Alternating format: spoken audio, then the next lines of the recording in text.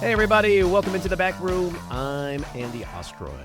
So, Secretary Hegseth, if the president, who regrets not signing that executive order to the then Sec Def in 2020, asks you to seize ballots or voting machines in states during the 2026 election, will you stand up for the Constitution and say no, or will you salute and do his bidding?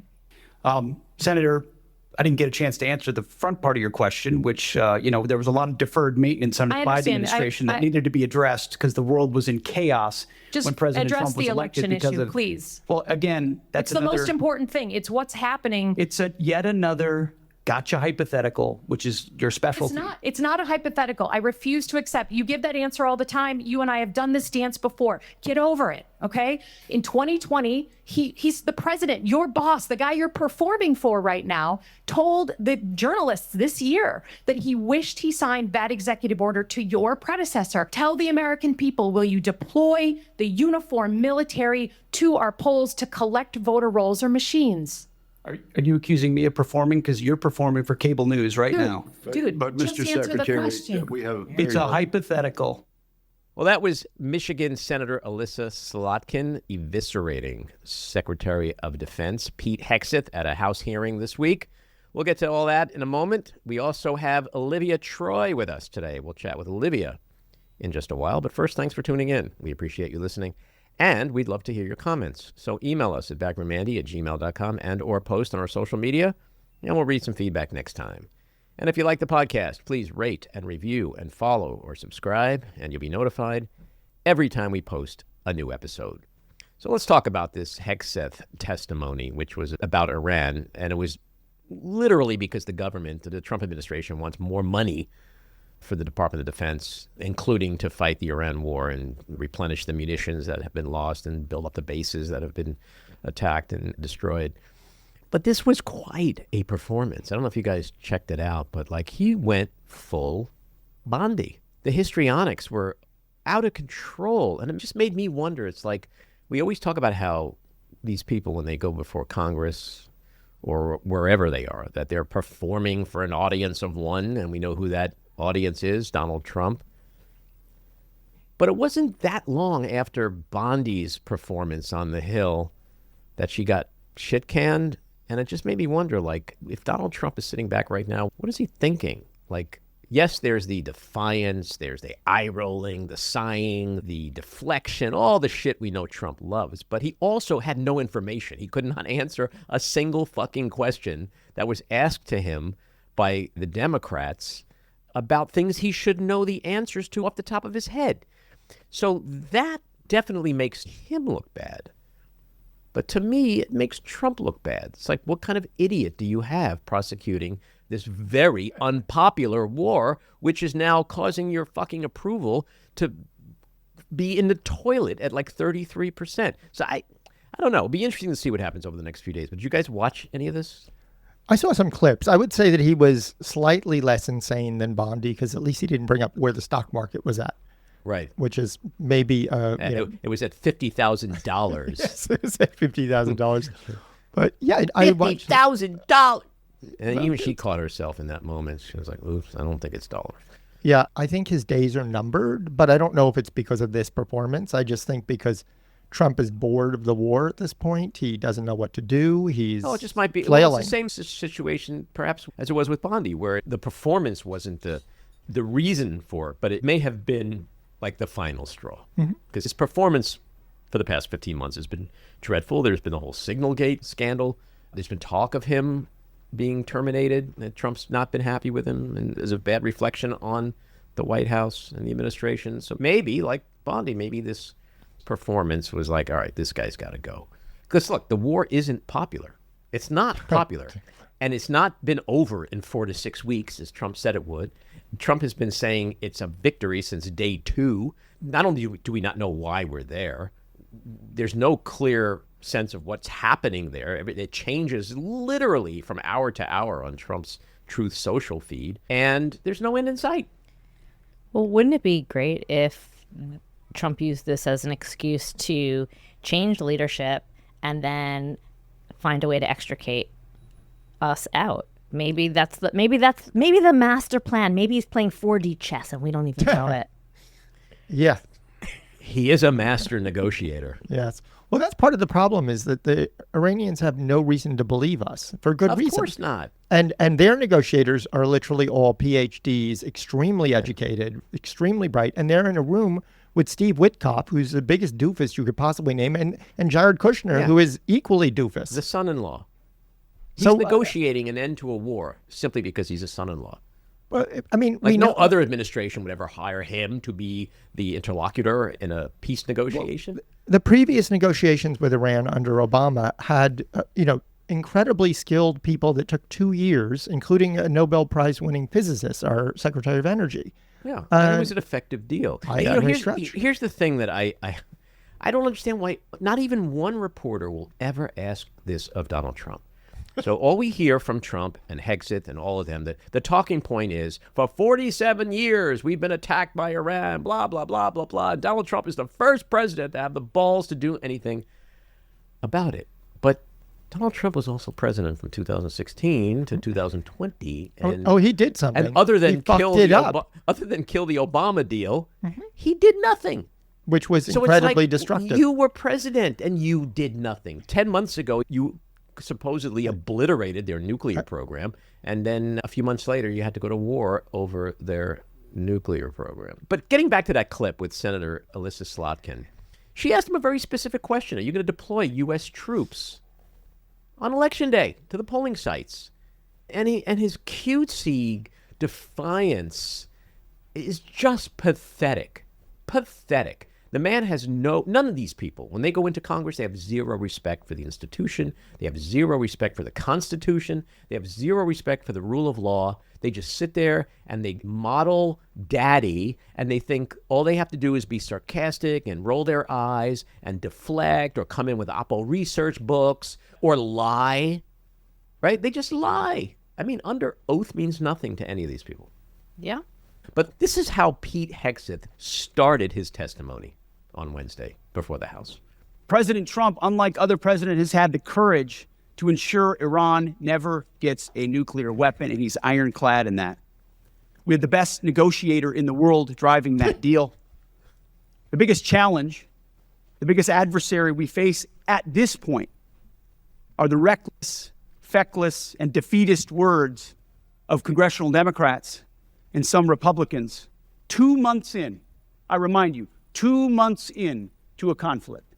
Lest I remind you, and my generation understands how long we were in Iraq, how long we were in Afghanistan, how long we were in Vietnam. 2 months in on an existential fight for the safety of the American people, Iran cannot have a nuclear bomb. We are proud of this undertaking.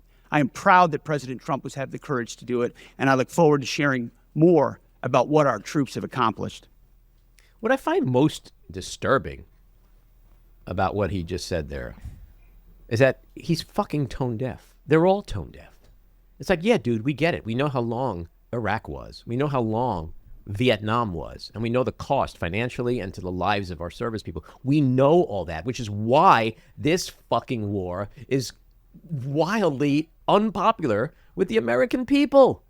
Don't use them as an example, because what we hear is, oh, so it's not going to be over in 4 to 6 weeks. It could be over in 4 to 6 plus years.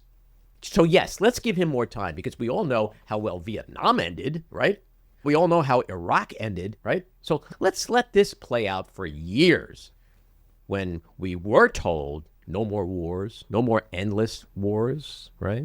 America first. But yeah, let's give it. Pete says, why are we rushing? Why are we rushing after 2 months to judge the success or failure of this, when we were in Iraq for how long we were in Iraq, or how long we were in Vietnam, 8, 9 years? The other thing is, seriously, the Democrats are the biggest adversary to the United States. Not Iran, not Russia, not China, not domestic terrorists, white nationalists. Democrats. Now just think about this, people. The Secretary of Defense, during a war, goes before Congress, and the first thing he says in his opening remarks, in an update on said war, is that the Democrats are the biggest adversary. Shameful and disgusting, because we had people who are uprising. We gave them our word. We were supporting people who maybe could have actually done regime change on their own. And 30 to 40,000 of them were killed. And then you took out the supreme leader, who was an old, sick man. And what? Yeah, they traded in the old, angry as fuck Ayatollah and traded him in for a new, angrier as fuck Ayatollah. His son, who lost his dad, his wife, his sister, his dog. Like, he lost his whole family and his dog. So he's worse and younger and stronger and more powerful. But the Democrats are the enemy. Oh, Democrats are worse. I mean, Bernie Sanders, way scarier than any Ayatollah and way more of a danger. Well, I mean, he's a Democratic socialist. Yeah. AOC, another Democratic Jamie socialist. Raskin. I mean, these are terrifying people. America should be really scared, not of China or Putin or Iran or the Ayatollah, but Democrats are who we should be afraid of, because that's the biggest adversary. Shame on him. We certainly shouldn't be afraid of Putin, apparently, because he's our friend. Yeah, he likes me. Putin likes me. You notice how Donald Trump always, when he talks about any bad situation, his first thing is always to talk about like how well he gets along with that person, that we're friends. It's really pathologically disturbing. He doesn't know what a friend is. No, yeah, it's not. He doesn't have any. But, the other thing, too, about Hegseth this week, it's as if he had a notepad with things it's like, okay, number 1, lick Trump's balls thoroughly. Number 2, disparage Democrats. Number 3, maybe I'll go after the media again. Number 4, maybe answer a question directly and honestly. Like, but wait, that's not on the list. Are you just joking? That's I said maybe. Not even. I said maybe. But here's another thing I hate about Hegseth. I hate the fucking way he talks. You ever notice, like, when the way he emphasizes things, like when he's up there with Joint Chiefs Chairman Dan Kane, like, he starts off and he'll be like, we're fighting this war and we are winning. You notice, like, everything has a pause. Bum, bum, bum. Well, and when I hear him talk, it's like nails on a fucking chalkboard. I can't stand looking at him. I mean, like, that's where all the oil's going in his hair. He's got good hair, though. I would like to see a hair off between him and Gavin Newsom. Oh, no contest. That's no contest. Well, it's thinning a little bit on Gavin. Gavin does not grease it back like that. I don't know. It's kind of disgusting. I try to be honest. I was going to say Pete Hegseth. There is no contest. Yeah, there is.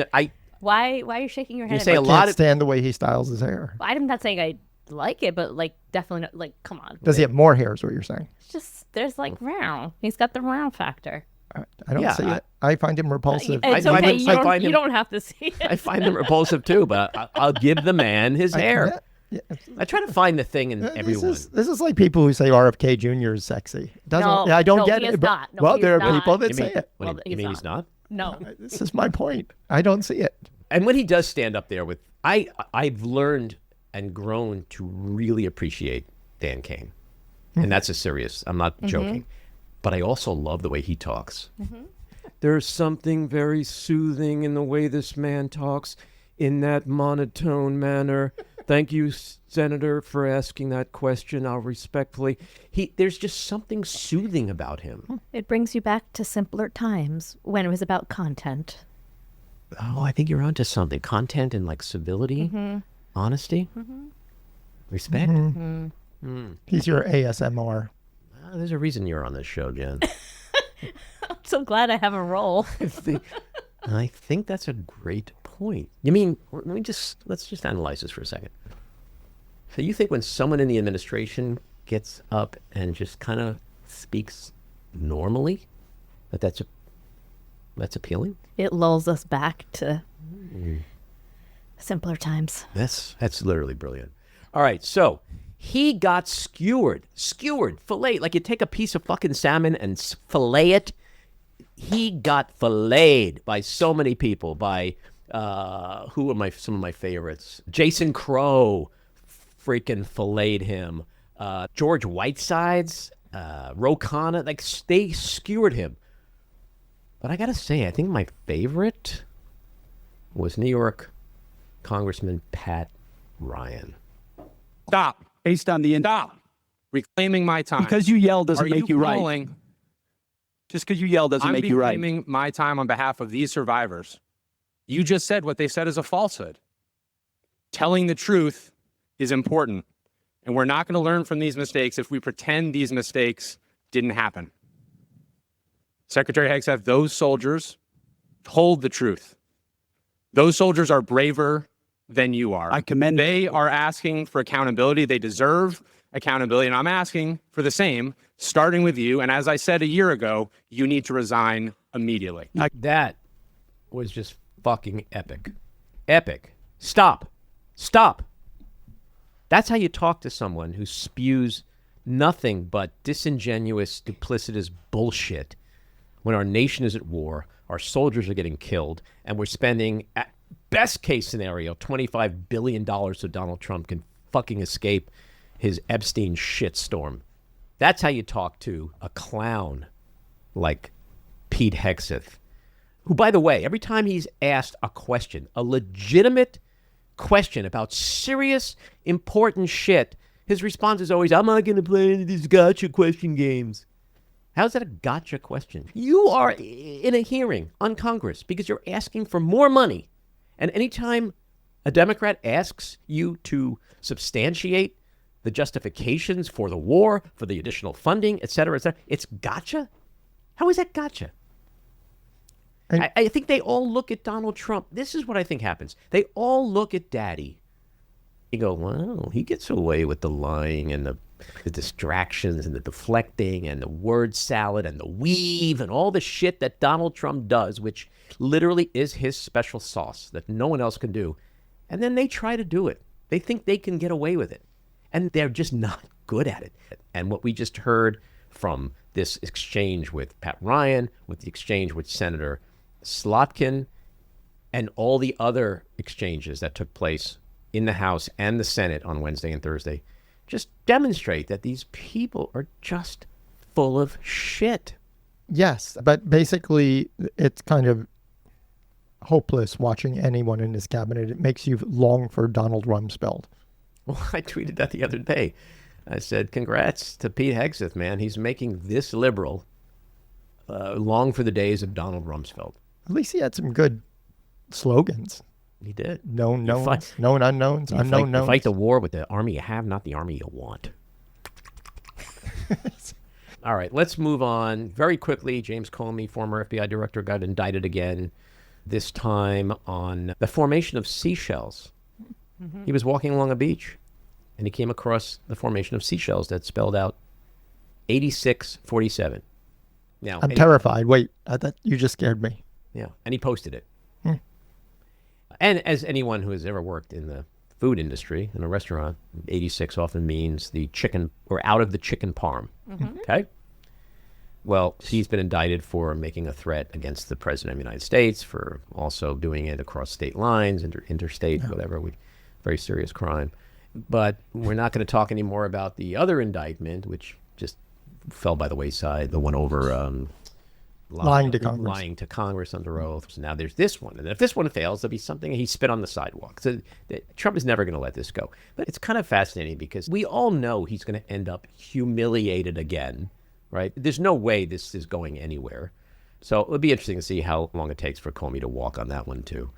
And the last thing that we should talk just a little bit about is a very big deal, and that is the Supreme Court's ruling this week overturning the new redistricting map in Louisiana, which all but kills the 1965 Civil Rights Act, which is kind of like a trilogy of the court, which started in 2013, then it went to 2021, and now this is the final piece. The first piece basically was, as Ruth Bader Ginsburg said at the time, like, oh, you're dry, you don't need the umbrellas anymore. So like, that was part one. Part two was, oh, you want to try to sue over this stuff? Well, we're going to make it really hard for you to sue if you're feeling disenfranchised. The third part was to basically, blur the lines between racial and political justifications for redistricting. So, like, in effect, the Civil Rights Act of 65 has been completely gutted, which is a shame. Yes, I think that the Supreme Court is pretty much corrupt. And the Democrats have to, as soon as they have power, if they ever get power again, they have to pack the court. They have to do something dramatic, because this court has proven itself time and time again to be completely partisan like no other court in history. Yeah. And unfortunately, and I'm just so exhausted and angered by this nonstop bullshit, but Republicans, I mean, since the formation of this country, they're just obsessed with denying people of color their rights. It's 2026, and they're still trying to redistrict people, black people, people of color, out of their rights. You look at Louisiana, there are 6 districts there, and they drew a new map which said 2 of the 6 would be majority-minority districts. Well, now that's not going to happen. And you're talking about a state that's like maybe 40% Democrat, and I'm sorry, it was like 1/3 to represent about 30% yeah. of So the is it an equal population. representation? It was like it's 30% of the whatever, and it's okay. So 2 of the 6 seats, 30%. But they don't want that. They don't want equal representation, and they want to steal elections. And I hope Democrats are, in this fight with everything they have, because Florida is now going to redistrict. Trump is pressuring Tennessee. Now, on our side, we have New York, we have Illinois, we have Maryland, but a lot of this may not happen for the midterms because there's not enough time, especially if you're going to do it the way Democrats do, which is to let voters make the decision. I mean, if we were dick faces like the Republicans, we would just fucking do it. So that's like what we're in now. We're in this race to the bottom to see who can carve out the most optimal congressional maps. And it was all started by the Republicans. It started with Texas. So Democrats can't be blamed for this. We were fine leaving it alone for every 10 years when the census comes out, which is when it's supposed to be done, based on actual population data. But no, they were told by Trump to redistrict Texas because we got to win in November. So that started this whole process. And it's just disgusting. It really is disgusting. It's like they want to choose their voters and not have their voters choose them. And they don't want to have any minority representation in Congress at all. Yeah. They want to keep a white, male, Christian country, the way the United States was intended to be. Well, they found their guy who completely agrees with them. Yeah. That's the problem. Sure. The guy sitting in the Oval Office, I mean, every reference he makes, he is stuck in the 50s and the 80s.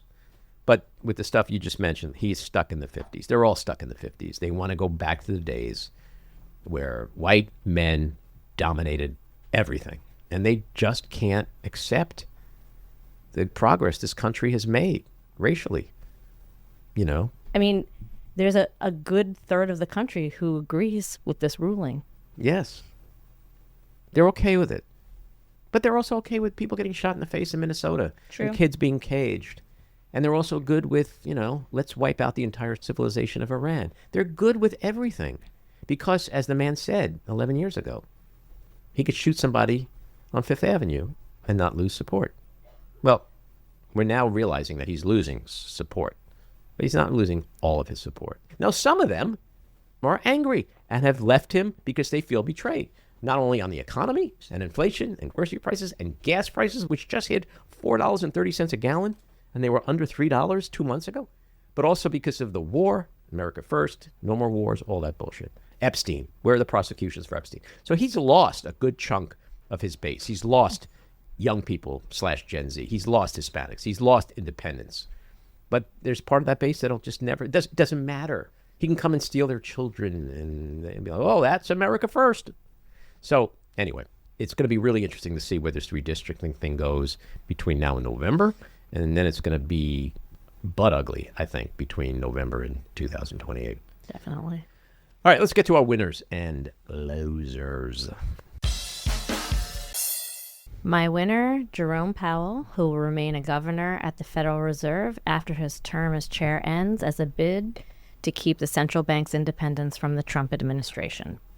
My loser, SCOTUS's ruling against a Louisiana congressional map, which will affect fair representation, which will not only endanger Black incumbents, but also threaten a rising generation of Black Democrats. My loser is actually the same as yours. I think it was a major setback for liberal democracy in the world. My winner is King Charles III. The King of England stood in front of the Capitol and politely roasted the president without ever uttering the word Trump. My winner, insurgent Democrat, Maine U.S. Senate candidate Graham Plattner, who could be well on his way to flipping Susan Collins' seat in November, with Governor Janet Mills' exit from the race. My loser, the United States Supreme Court, for completing its trilogy of completely gutting the Civil Rights Act of 1965. That gets us to the weekly rant. And I want to speak to the White House Correspondents Association for a second. Last weekend's annual dinner abruptly ended early after the shooting, which took place. There are reports that Trump was really looking forward to his little comedy bit that night because he was going to take nasty jabs at news outlets, media corporations, and perhaps individual journalists themselves. In fact, Press Secretary Caroline Leavitt, speaking at the event to a reporter before the shooting started, joked that it should be a fun night and that, quote, shots will be fired. Now, of course, she was not referring to the shooting, which she had no idea was going to happen, which is a crazy choice of words. But she was telegraphing what Trump had in store for the press. So here's my issue. Why on earth would the media want to give the podium to Trump at their own event, on their own dime, when all he's going to do is mock them, insult them, denigrate them, call them fake, and refer to them as the enemy of the people? An accusation which literally puts their lives at risk at the hands of the crazies who take Trump's words seriously. Why subject yourselves to harmful attack by someone with such disdain for free speech and a free and open press, and who is actively trying, for example, to strip the broadcast license of Disney/ABC because Jimmy Kimmel made a fucking joke that he didn't like? Why sit there like sheep and normalize this dangerous rhetoric? The evening was supposed to be a celebration of the First Amendment and free speech. So why platform someone who's actively trying to destroy the very bedrock of our democracy? So here's my suggestion. Cancel the damn event. Bring it back in 2028 when there's a new president who respects the media and doesn't constantly threaten it. Instead, develop a kick-ass fundraising campaign with celebrities, sports figures, and others for the all-important scholarships and other charitable work that the WHCA does. In short, continue to do that important work, but don't prostrate yourselves by letting Trump shit all over you and your event at your event. And please listen to this. Donald Trump is not your friend. He hates you. So show some balls, fight back, and cancel those dinners. All right, let's get to Olivia Troye. She spent almost 20 years in national security, working at the Pentagon, the National Counterterrorism Center under President Obama, and the Department of Homeland Security in the first Trump term as counterterrorism advisor to Vice President Mike Pence. She resigned from the White House in August 2020 and went on to play a pivotal role in the election that year. Over the past decade, she's been an outspoken Trump critic and spoke at the 2024 Democratic National Convention. She is now running as a Democrat for the House in Virginia's 7th Congressional District. Olivia, welcome into the back room. Thank you. Hi, nice to be here, finally. Yes. So I'm excited to talk with you about your campaign, but before we get into that, this has been an insane week, the last couple of weeks, the last 15 months. Just insane in terms of the news that just keeps coming at us like a machine gun every day. So I want to ask you about some of that. Let's start with Sec Def Pete Hegseth. What did you make of his testimony in the House yesterday? Pig's breath, you mean? That's Yes. what I've heard you call in the building. Yeah. That's literally what I have heard that his own workforce refers to him as, by the way, which is... Oh, wow. Internally. That's the internal nickname. I'm sure there are others, By the too. way, as someone who grew up in the school of DOD, started my career there, and served side by side with the military, to me is pretty indicative of where we are as a times, and it hurts my heart to see the morale and things like that so plummeting like that, and that's how they view the leadership of one Yeah. of these critical agencies. I mean, Right? he went like full Bondi yesterday, didn't he? Oh, absolutely. That was completely performative. That was for an audience of one, and we all know that.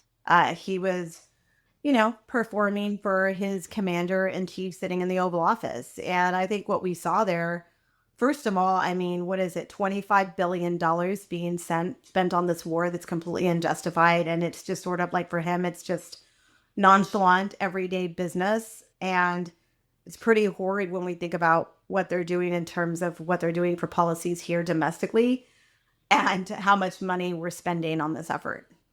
Yeah, well, 25 billion is his number. There's a lot of people believe that it's 2 or 3 times that. I just found it so startling that he would perform the same way Bondi did, knowing that it really didn't work for Bondi. Like, her termination came pretty much right after that. It's like, I always try to get into Trump's head when I analyze things, because if I try to analyze stuff with my own logical, rational head, I can drive myself crazy. So I was like, okay, if Trump is watching this and he is performing for Trump, what would I think Trump is thinking right now? And I got to say, just like with Bondi, I think Trump was probably sitting back and going, oh, geez, Louise, this guy doesn't know the answer to anything. He's even getting yelled at by like Republicans. The chairman of the committee was like, calm the fuck down. Like, it was kind of crazy. But I don't know if he can control himself. He doesn't seem like a guy that has self-control or discipline. No, I mean, that's obvious. And I don't think anyone should be serving in that role when they're like that. But what I would say about Trump is I kind of think it's twofold when it comes to him. I think he likes the performative and pushback because he knows that he kind of likes the zingers. He kind of likes, to him, that's strength, right? Mm-hmm. Like, to him, that's like showing them how it is. You tell those people in Congress off, like, do this. I think also, yes, when he doesn't know the answers, depending on how they played it out, I would say that the people probably more appalled and more concerned about how this played out are probably the inner circle of Trump, maybe more the staff who are watching this and trying to figure out, how does this play out that boomerangs back to Trump and them, right? I think in the longer term, I think they're the ones that actually are observing this and saying, like, well, how much recovery and cleanup are we going to have to do after this mess, the way he came in there? But like, they knew. They had to have known. I mean, I have prepped numerous people at cabinet level positions throughout my 20 years in government. And you sit there and you mortarboard them. And you go through the questions and you go through the answers and you go full prep. I don't know if that happened with Pete Hegseth. Who knows how they're running government these days? But traditionally, that's how it would go. And so I would say, like, somewhere along the way, he made a decision that is how he was going to conduct himself and behave, and that they were just going to go in there swinging with no credibility, no facts, no substance, and just make a mockery of the entire thing. Mm-hmm. I've gotten to appreciate Dan Kane a lot. I appreciate him more and more every time I see him, because I think he's in a real tough position. What do you think the dynamic is between the two of them? What do you think is going through his mind when he is looking over and watching the Secretary of Defense perform the way he performs? Probably the same way that I saw the chairman of the Joint Staff and military leaders sort of observe what was happening when we were in the Situation Room during the first time around with the Trump administration. I think, it was part of, I had tremendous respect. I got served next to people like General Jim Mattis, who had tremendous credibility. We had General John Kelly, who was in the room at times as former chief of staff. And I think, these are people who have spent their career leading the troops and serving for the greater good of the country. And now you're having to navigate this circus with civilian authority over the military. And this is someone who is at the helm, where you're trying to figure out, how do you make calculations and operational decisions when this is the type of thing that you're dealing with? And so I think, in many of these decisions, though, I think it really is important to think about the fact that, they do have an oath and a commitment to the Constitution. And I wonder, at some point, where do you draw the moral line for yourself on how you're going to lead our nation's military with a situation like this that is, to me, reckless and dangerous and every day, I think, proves itself to be completely incompetent, especially when we're being engaged in global conflicts that don't seem to have an end in sight. Yeah. Well, what was interesting yesterday is that he came out of the gate just attacking Democrats. He took such a partisan position. And then moments later, when Kaine started talking, like, he made a point to say that his role, his mission is not a partisan one. And so I always love watching like what each of them do and say. There was an update they gave a couple of weeks ago where a reporter asked a question and Hegseth got really pissed off about it. And Kaine started to answer it and Hegseth shut him down. And Kaine continued answering very respectfully and just ignored Hegseth. And I thought that was a really telling moment, like, about their dynamic. It's almost like a little war that Kaine has to fight every time he goes on a stage with Hegseth. It's like, how much do I push back and fight, or at the same time, you know, keeping my focus on what the mission is, which is to just give a factual update on where we're at with this war, when this dude over here is just going off the deep end and pulling a full Bondi. I don't know. Those things are, it's just, I watch them and I go, what planet are we on right now? Like, that's what it feels like. It's, you know, I think it's the contrast of leadership between the two individuals, right? I mean, one is trying to figure out how to lead in a factual, nonpartisan way, which is what the military should be. And then you have the circus clown sitting next to you. And I can, you know, have seen this in the past.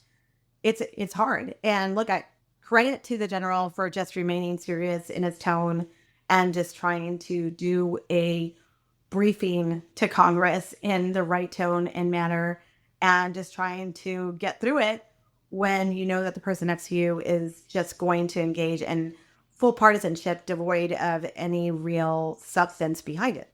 Yeah. Do you get any sense of, from people you talk with in and out of the administration, that his days might be numbered or not? Like, do you think his termination is imminent, given all the controversies, Signalgate, this horribly incompetent prosecution of the war?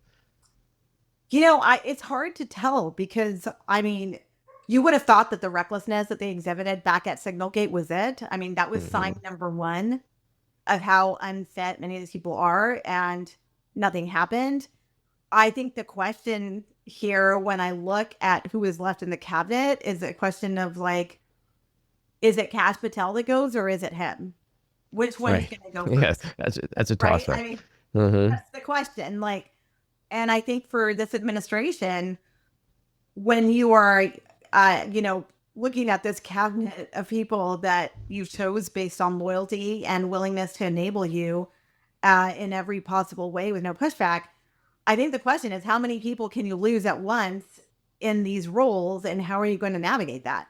I mean, you know, we heard that Tulsi Gabbard was on the chopping block. She's not on Trump's good side right now. I actually fully expect it to be her that goes next because she's a woman. And that's kind of the trend that we've seen. Yeah, that's his pattern, isn't it? Yes. Always blame the women. So let's talk about Iran for a couple of minutes. We're 2 months into this. He initially said it would be over in 4 to 6 weeks. As of now, there's no clear mission, no end in sight. What concerns you most at this point?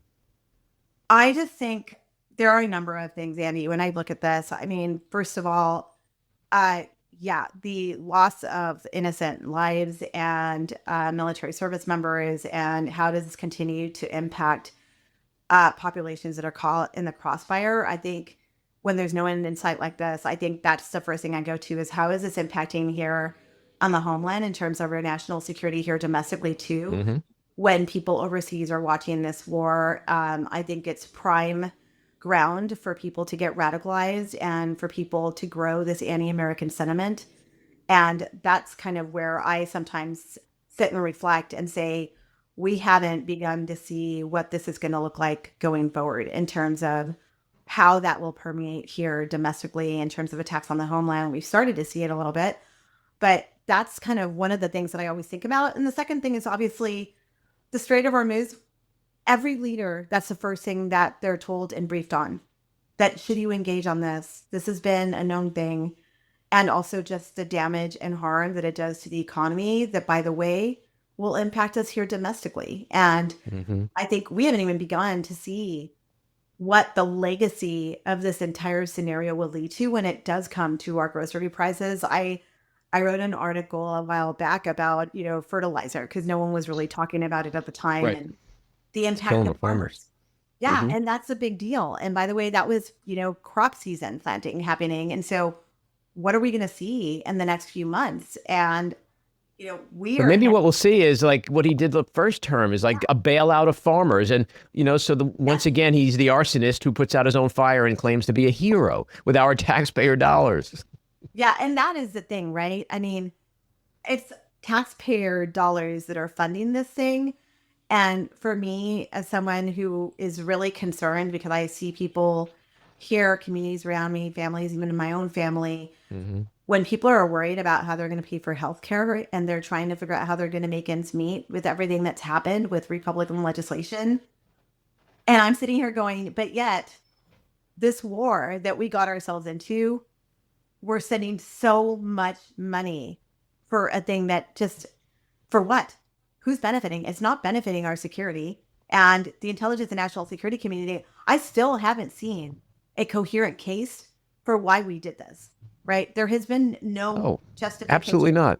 Yeah. We saw it yesterday. It wasn't there. I mean, so I guess when I'm looking at this, it's made us less secure. It's hurt it's hurt us with our allies. Now we've got people meeting without us around the world. And then the region is looking at the United States with complete, we don't trust you. We don't know what you're doing. And you're involving us in these conflicts unilaterally that you're getting involved in. And we're paying the price too. And so I think we're just doing a great job of isolating ourselves. And that's nothing good for the American people here domestically. So let's stick with national security just for a moment, because last Saturday night at the White House Correspondents' Dinner, there was this shooting, obviously, that everybody's aware of. Trump and the administration, all his sycophants are using that as an excuse, not only to, justify his ballroom, which is kind of dopey, but more significantly, they're using it as a reason to demand that Democrats and the government shut down over DHS funding. What is your take on, A, the stalemate that's been existing now for a couple of months, but B, the use of the shooting as the justification? Do you see that as, this is a time for the parties to come together and somehow agree and move forward with funding? Yeah, well, I'm struggling with that because, when we look at the Homeland Security apparatus, Secret Service did their jobs. They responded. I'm trying to figure out the threat picture with the FBI. Kash Patel is drunk apparently at the helm and not showing up to work, according to the reporting that we've seen, which is why now he's suing the Atlantic for calling him out on it. This is, okay, we can have this conversation about DHS funding, and I do believe that the department should be funded. But on the other hand, ICE has gone completely rogue, has created significant harm in our communities.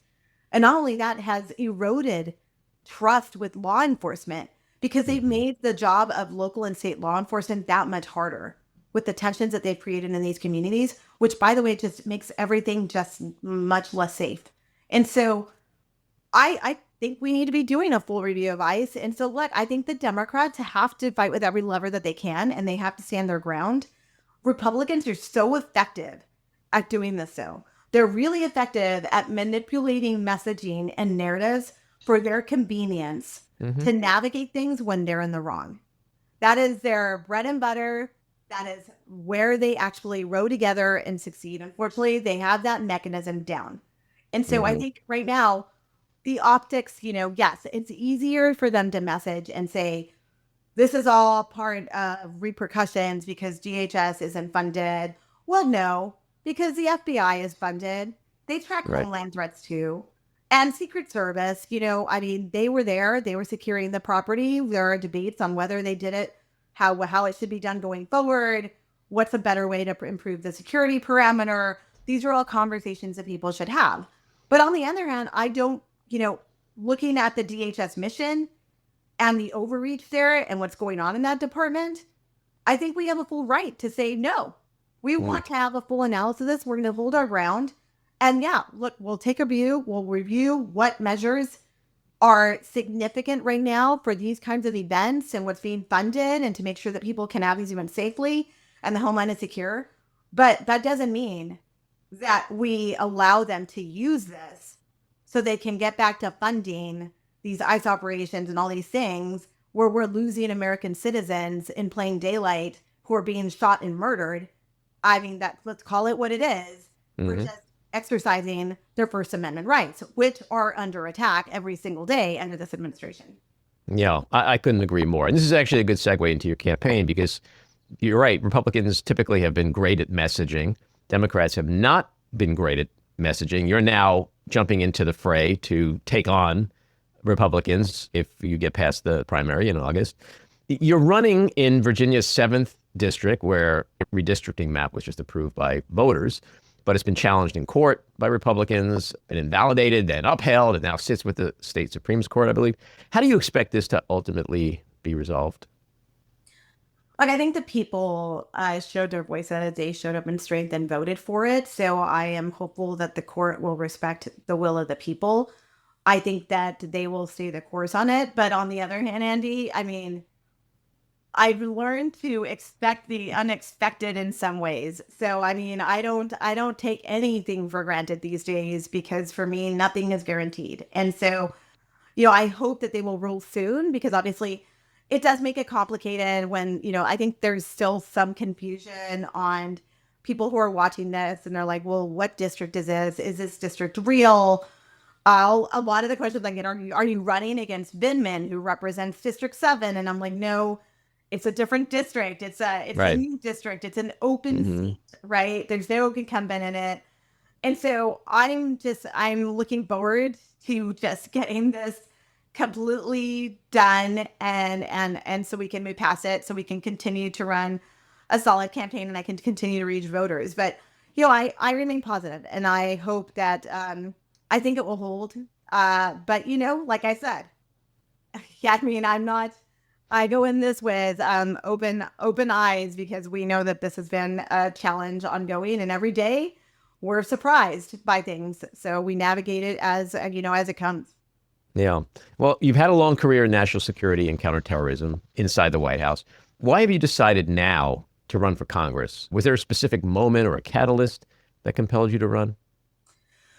I never thought I'd run for office. I actually, just like I never thought I never thought that I would be a whistleblower who took on Donald Trump. I really thought that I would remain in my career office as an intelligence officer. I was a career public servant that served under Mike Pence when I was there. But I mean, for me, I think in 2020, I made a very big personal decision to resign from my role in the Trump administration, and my role as a career intelligence officer. At the time, I had taken an assignment at the Department of Homeland Security, and I was detailed. That's how it works. And the only way that you can really go public, talk to media, is you can't do that as an intelligence officer. You serve in a nonpartisan way. That is, the way it should be. And as I watched the last 6 years, especially, every day, I mean, I just saw what was happening in the Republican Party. And then obviously I did everything I could. I traveled. Were you a Republican? What were your politics back then? Like, were you a Republican? So I actually voted for Hillary Clinton in 2016. When Donald Trump entered the picture, I was raised in a very Catholic conservative household in Texas. I was a border town girl. I grew up on the border of El Paso, Texas, and Juarez, Mexico. My dad was a lifelong truck driver. I grew up in a very working class family, and my mom is a Mexican immigrant. So, I think we always wrestled, like many people do, in terms of the church, its teachings, and how you view certain policies. What I would say is that over time, I evolved in my views. I had started in Republican circles. I was definitely the girl that dreamed of working in Washington, D.C., and I had an opportunity to go work at the Republican National Committee. And so it was actually a Hispanic Youth Foundation that actually gave you the internship. So that goes to show outreach back then, right, on how it worked. And so I took a role, and then 9/11 happened. And that really, I think, changed everything for me in terms of what I wanted to do in my career. And I just wanted to prevent that from ever happening again. So throughout the years, I became, a career intel officer. And I think I sort of started to look around and say, a lot of the things that the Republican Party started to push and do, I started to notice like the anti-immigrant sentiment. I'm honestly Mexican American. I started to notice I really care about the working class. And right now, I don't see anyone truly fighting for the working class. I feel like the working class is being harmed and gutted every single day. And so, I stayed. I served in a nonpartisan way. In 2016, it was very hard when Donald Trump got elected. I had seen his rhetoric on the campaign trail. I was disgusted, honestly, back then that the Republican Party rallied about him. And I think for me, that was it. And I never looked back. I did go in and serve. I stayed and served in my career role. And I served under Mike Pence. I mean, that's kind of what we do. I made a decision that I was going to try to make a difference. And look, I took on Stephen Miller in meetings. Was it easy? No. Every day, everybody would look around, and especially career people. And it was hard. And I think about the people serving today in federal service, in the national security community, in the intelligence community, in the military, who are watching this and are navigating it, because I know what it feels like. And I know what it feels like to witness this firsthand. And it is hard. And look, I live in an area that is, it's got a lot of government workers in it, right? Northern Virginia is home to a lot of federal workers who have been impacted, especially by DOGE cuts. I've had so many friends that were impacted by that. That was very hard for them. And for me, it was just sort of like, I cannot continue to sit on the sidelines and watch immigrant communities be attacked by ICE, healthcare being gutted. I was a first-generation college student. They've gutted the Department of Education. They're getting grants that help people pursue higher education, get to college. And candidly, I'm watching a lack of courage by Republicans and Democrats that are serving, where I'm like, what do you think this is? We need people who are fighting. And I feel like I have been out here fighting this for 6 years. I traveled to get Kamala Harris elected. I think we'd be in a very much better, different place if she had been elected. But here we are. And I feel like I have to do everything I can to stay in this fight. And I just felt strongly that I was going to fight and try to continue to serve the public in whatever way I can. Yeah. In your launch video, you say, quote, "The evil I saw in that White House was staggering." That's quite a quote. Yeah. I don't say it lightly when I say, like, I saw the architects of Project 2025 firsthand. Like, I know Russ Vogt.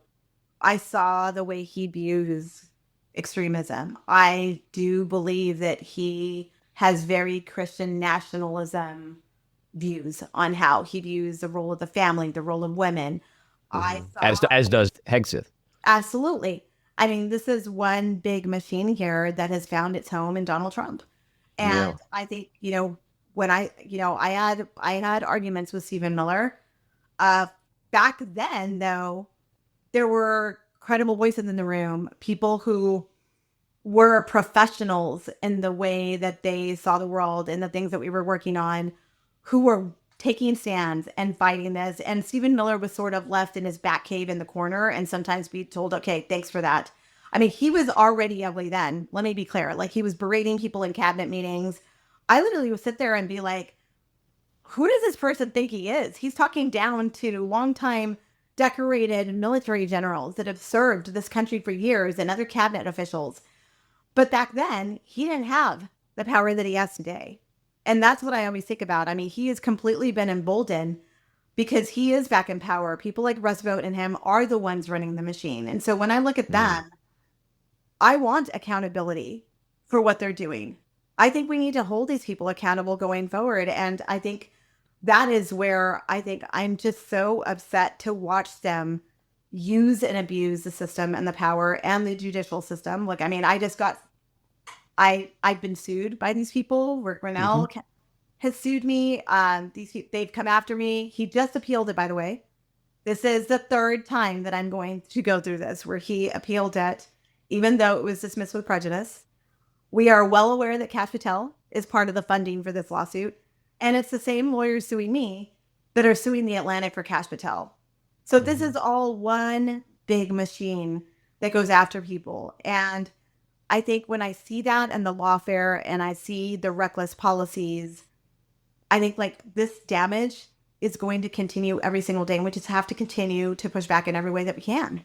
Yeah. Are you encouraged as a candidate feeling like there will be a change in control because of the November midterms and that Democrats will have power, will have some oversight capabilities and be able to hold people accountable?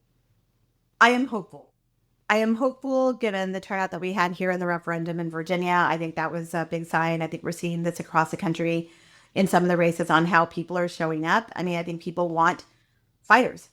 They want people that are not going to back down, that are going to show up day one and being like, this is not the way. We're not going to be, nice guys. We're not going to be holden to these private sector interests, corporate PACs that are obviously weighing in here in a very big way. I think, but look, Andy, I have seen Republicans. I know the games that they play. And I always say we cannot let our foot off the gas. Just because we're seeing momentum, I still go into these midterms saying we have to show up. Everyone has to show up and vote. Everyone has to show up and fight. This is existential. It really is. And I think, in 2024, I tried to reach as many people as I had. I went out, I even campaigned. I still have conservatives and there's still MAGA in my family and my circles. A lot of families in the United States do. Mm-hmm. A lot of families have division. Mine too. Yeah. And it's hard. It's really hard. Mm-hmm. Look, I've been called so many names. I've been disowned by some of them. I really just, when I look at that and I think about the policies that are harming them, I just think about how much more we have to go. And just trying to grow this bigger tent and reach people. And hopefully by reaching them through policies that they can identify with. And, it's going to take time. It's going to take time for the big, beautiful bill to boomerang where they actually start to see the horrificness that is coming their way, right? Whether it's getting rural hospitals, I think about that all the time. What is happening there? That doesn't happen overnight. And look, Republicans know that. They know right now that they can run and they can say, oh, we're doing all these great things and everything. And then when the damage is coming later, it's too late. And people are looking around saying, what happened? And so when I look at the midterms, I think, we need to go into this with the mentality that this is not going to be easy. We have to show up. We have to fight. We have to work for this every single day. I don't think that we take anything for granted because we've seen that, like we just discussed, they're very effective in kind of the way that the way they operate in local politics too. And so, I am inspired by what I'm seeing.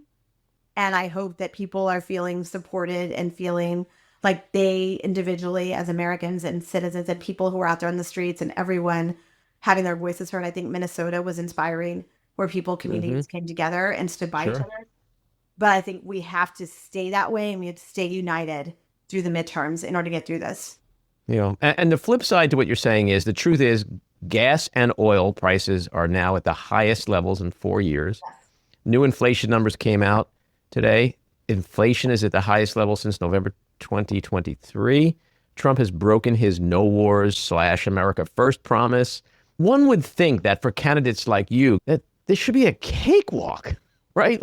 How could Democrats lose with this setup that Trump and the Republicans have given you? But we know that we have a very fickle electorate. A good chunk of them are in a cult. And Democrats, as we were saying before, sometimes have a knack for stealing defeat from the jaws of victory. And I think people want to know, I'm obviously going to fight the Trump machine. I have proven that. I am unwavering in that. And I will continue. And I will never waver on falling back on that. And I will look for accountability. But we also have to tell people what we're for, right? We have to show them that we are really absolutely looking. We those ACA subsidies that are gutted. What are we doing? I think I'm a big believer that people should have access to healthcare. They should be able to buy in. They should be able to buy into Medicare. And if you want private insurance, fine, go do that. But I think we need to be looking at serious concerns like that are affecting everyday families who are working hard. And, and then I'm looking at the middle class. What is the middle class these days? I mean, the middle class, when everything's so expensive, everyone is trying to figure out how to make ends meet. And I know many families like my own. I take care of my elderly mom. She is everything to me. She raised me to be as strong as I am. We've navigated and weathered a lot of things together throughout my life. And I talk to people all the time who have aging parents, and it is very expensive and hard to figure out how you take care of them. And those are the things that I think are very real world, everyday things that we need to be looking at and figuring out how we're going to provide solutions that I think Republicans are negligent on. And so I think we need to be fighting Trump saying this and saying we will not waver, but we've got to reach people and meet them where they are. And, we've forgotten. I mean, voters have a short-term memory. I think this is the problem, though. People forget things. Sure. How many times did we hear in 2024 during that election about the price of eggs? It was everywhere. Remember that? Everywhere. He was like, the price of eggs, the price of eggs. Every Republican, that was the tagline. Every person on the Trump campaign, that was the tagline, whatever. Well, where are we on that?